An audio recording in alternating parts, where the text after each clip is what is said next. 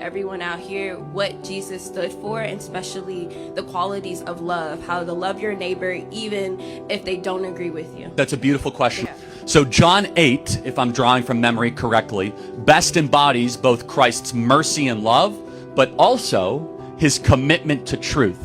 And sometimes in the modern gospel, we overemphasize the grace and we underemphasize the truth. Yeah.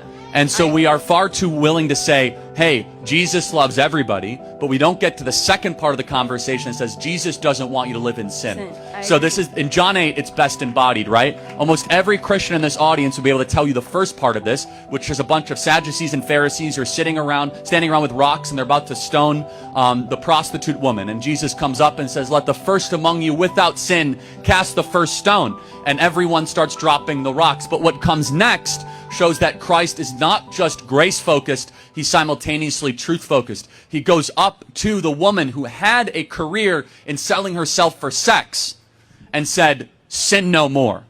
Now, imagine today how much trouble you would get in if you would go up to somebody and say, stop sinning. Oh, you're being too judgmental. No, you're actually being Christ-like. So Jesus stood. He was 100% grace and truth. And that tension is very hard in a modern world because we want to overemphasize grace when in reality Christ loves us too much to have us continue to live in sin. He wants us to try to elevate our actions to glorify God in all that we do.